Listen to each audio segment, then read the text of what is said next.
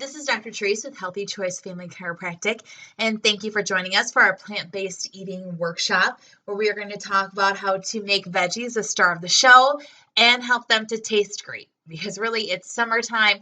We're here in Michigan. What a better time to really focus on eating more fruits and vegetables and really getting to start in a great plant-based diet, especially because all those farmers markets, they have so much great produce available. We want to make sure we're making the most of it. So what really is plant-based? Well, plant-based focuses on really eating that, focuses on eating plants. It focuses on having plants being at least 50% of what you're consuming in the day. So it focuses on eating more vegetables, fruits, whole grains, legumes, seeds, and nuts. I mean, really, plant-based overall is a lifestyle. It's more of a lifestyle than a diet. Really, you want to make sure that you're eating those whole foods, and it really excludes eating the refined foods like adding sugars, white flours, and processed oils. We want to make sure to stay away from those things. So a lot of things is plant-based is we've had a lot of questions like, well, is plant-based, does that mean you're vegan or a vegetarian? Like, really, what is plant-based? Well, plant-based in general is much more lenient because when you're talking about eating vegan, they're just eating no animal products whatsoever. For vegetarians, they really won't eat meat or poultry, but some may eat eggs, seafood, or dairy. So some vegetarians might. But when it comes to plant-based, you really can still eat animal products. But the goal overall is to minimize the amount of animal products and processed items that you're eating and really consuming more plants, so more of those things that we just talked about. Now, there are a lot of health benefits that come with eating a plant-based diet, especially a whole foods plant-based diet. So we're going to touch on a little bit of each of those. So the first one is obesity.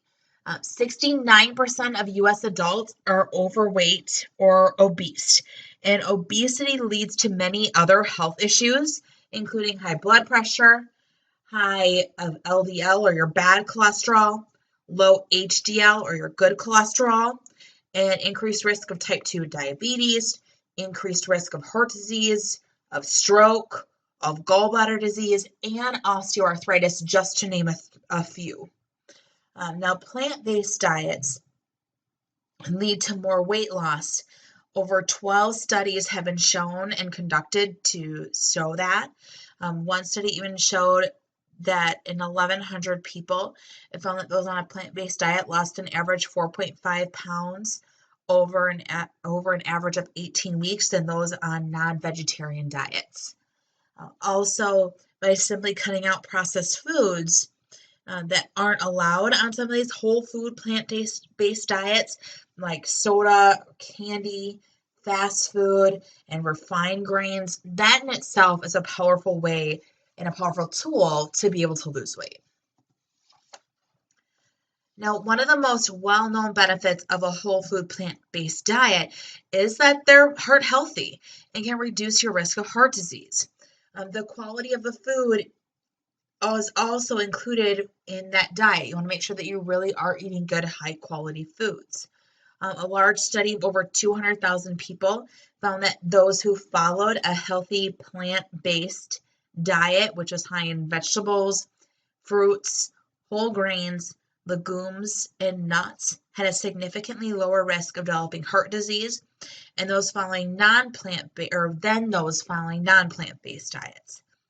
Also, unhealthy plant-based diets would include things like some of what we were just talking about, the sugary drinks, the fruit juices, the refined processed grains.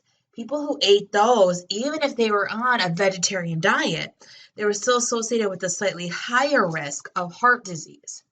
So we want to make sure that we're not only eating the plants, but also that we're staying away from those bad, unhealthy foods.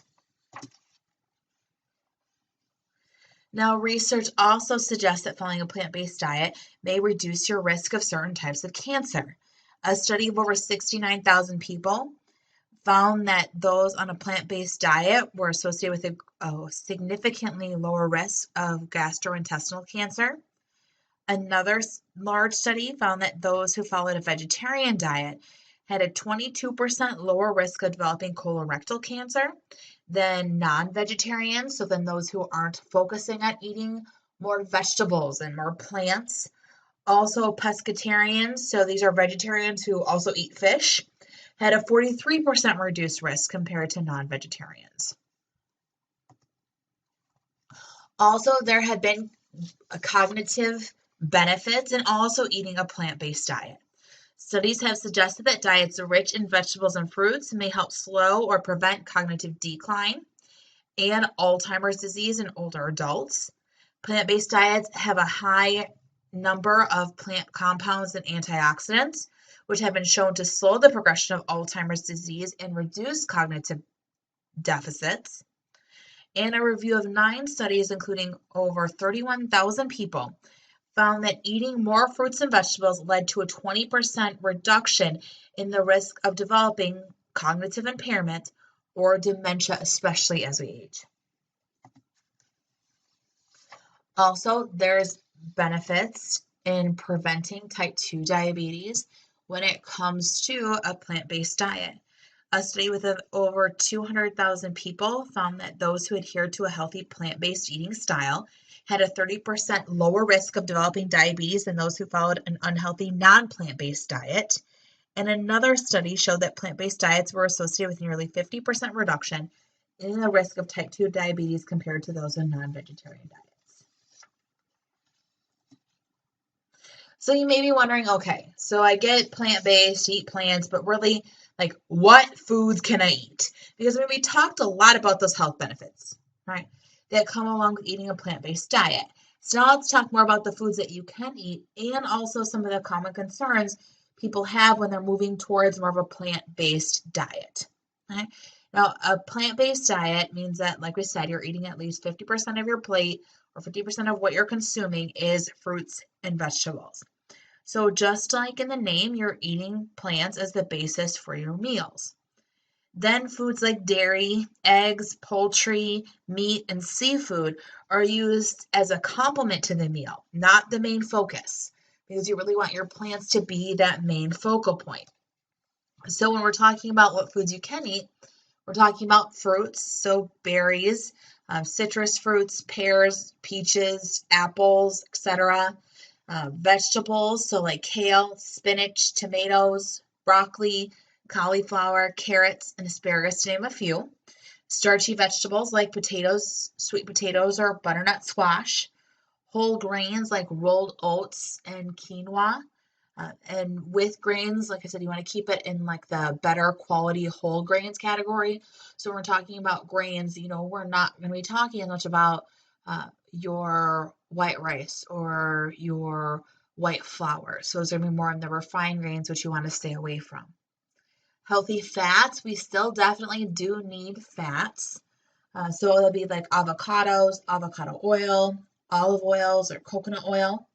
Legumes such as peas, chickpeas, lentils, peanuts, and black beans. Also seeds, nuts, and nut butters, so almonds, cashews, macadamia nuts, pumpkin seeds, sunflower seeds, natural peanut butter, and unsweetened plant-based milks like coconut milk and almond milk. So a common concern that we got from individuals, even when we were talking about a plant-based diet, is a lot of people were concerned about getting enough protein. Now, a lot of our plants do contain protein. So you can get protein from plants. You just have to kind of know what you're looking for and also know how much protein your body actually needs. Because we all do need protein. We need protein for our muscles. We need protein for our body to heal and repair. So protein is really important. Right? Now, if you're an individual who lives more of a sedentary lifestyle, you need 0.8 grams of protein per 2.2 pounds of body weight. If you're doing more of endurance athletics, like you're doing lots of cardio, running, bicycling, lots of swimming, then you need 1.2 to 1.4 grams per 2.2 pounds of body weight. And if you're doing more strength training, so lots of weights, or even body weight strength training, so doing like a HIIT program. Then you need 1.6 to 1.7 grams of protein per 2.2 pounds of body weight. Okay? And you really can get the majority of that from plants. But even like we were saying, plant-based diet does not mean no meat. It just means making plants the star of the show. Okay? So when it comes to our protein, here are some examples of some different ways that you can get protein. Okay. Now, vegetables such as spinach and kale, and even broccoli, they do have a large amount of protein. Okay. Also, grains such as quinoa and legumes such as nuts and seeds, those are also great sources of protein. In the slide that I just had up and this slide just gives some information about like how much you need to eat of something to get a certain amount of or number of grams of protein. So you definitely can still get it from your plants. You just have to know which plants to look for. That's why I wanted to include that so that you'd be able to have that information to know which of your plants are really going to have that higher protein amount so you know what you're looking for.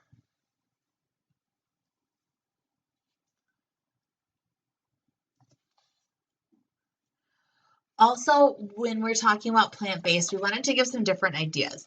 So some different things that you could use to be able to substitute in so that you could have some different ways to be able to add in easily some more plants in your diet. So here's a few of my favorite ways to add some plants in. We've pretty much gotten rid of pasta at our house. We don't eat it. I'm gluten-free, so we already don't eat much of it. But what we've really found is that spiralizing zucchini or yellow squash is a great way to add more vegetables in. And we just use that in place of spaghetti. So you just use a spiralizer, and then you do a light saute on the zucchini or the squash, and then whatever you are going to put on the pasta, you can just put on the zucchini and squash noodles. Or you can use spaghetti squash. I tend to use that more in the fall, just when that's more readily available, while I use more of zucchini or yellow squash when we're looking at more in that summertime. Also, cauliflower is a great substitute for a lot of different things. We use a lot of cauliflower rice at our house, so we don't eat rice in general.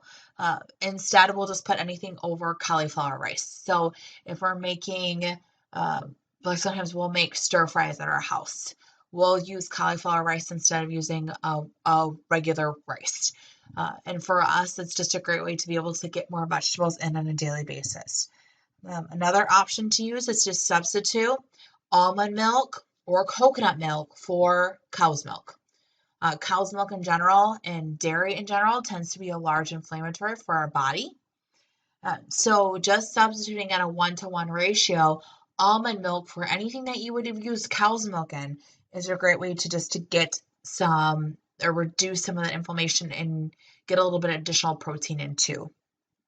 Also, you can use flaxseed as a substitute for eggs.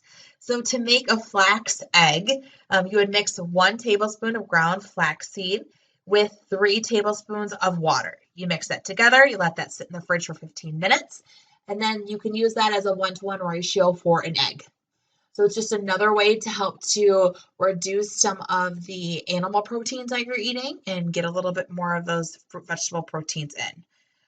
Another thing that we do at our house is we do a lot of lettuce wraps.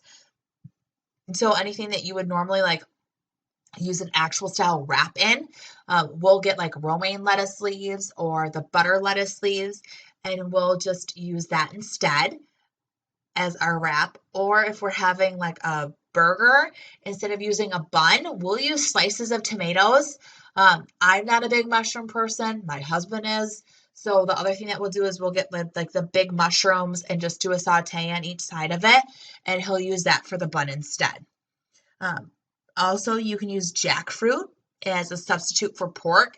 It's going to actually taste pretty similar. And it's just a great thing. And you can even find jackfruit in most grocery stores now.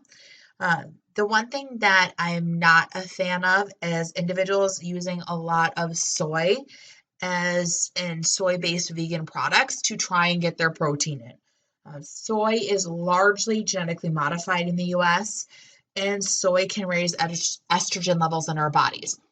So we definitely want to minimize soy. Um, you have edamame, which is like a fermented soybean. You can eat that. That has great health benefits and great heart health benefits, but definitely limit the amount of overall soy that you're using. Okay.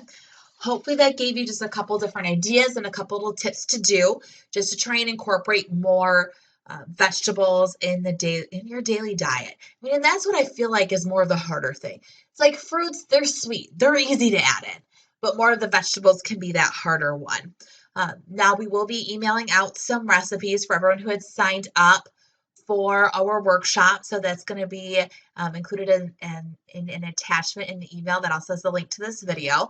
But if you do have any questions about anything that we talked about or went over, in this brief webinar, you can definitely email us at info@healthychoicefamilychiropractic.com or give us a call at 616-426-8500. Or if you just have any other questions about things that you can do to help to improve your overall health, or even the health and function of your nervous system, you can definitely give us a call. We would love to help you out and help you to be able to improve your health so that we can help build a healthier community. Thank you for joining us.